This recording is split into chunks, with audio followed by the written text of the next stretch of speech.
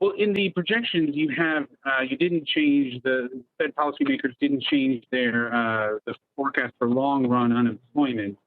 So that suggests that that all of you so far don't see necessarily prospects for long-term damage. But still, what kind of data are you looking at here to gauge, the potential for longer-term hit to the economy, even as we have something like the May jobs report? You could still have, at the same time people return from temporary layoffs, there could still be permanent job losses. So what kind of data are you looking at to gauge that potential impact, and what is it? This is a really important risk, and I think it's not the risk for the next few months, but it's the risk over time of lasting damage to the productive capacity of the United States, typically in two forms. One, through extended periods of unemployment. People lose contact with the labor force.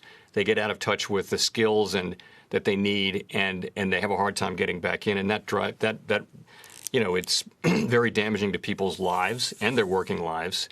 And it also just lowers, in a way, it can increase the unemployment rate, but it can also lower the labor force participation rate, which is almost worse in a way, to have people dropping out of the labor force where we need them in the labor force working.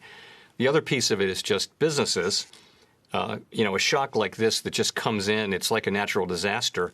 You wouldn't want a lot of perfectly good businesses, particularly the smaller and medium-sized businesses that may not have a lot of resources to sustain them, to go out of business permanently in a situation like this, where really there was no reason for it. Of course, businesses are going to go in and out of, they're going to fail all the time, and that's a healthy thing in capitalism. That's something that has to happen.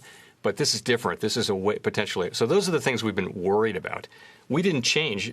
You're right, though. We didn't change our longer run estimate of potential growth or of the unemployment rate.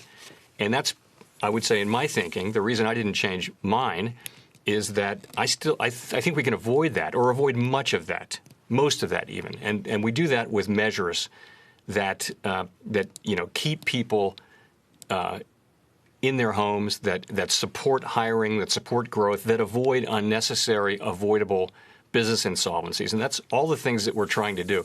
Basically, if you look at what's happened, as I mentioned, there's somewhere short of 25 million people have been displaced, even after the good May employment report. What we're trying to do is create an environment in which they have the best chance either to go back to their old job or to get a new job. That's kind of the most important part of this exercise. And maybe it's probably hopeful at this point to say that we won't have longer run damage to the economy and these numbers won't change.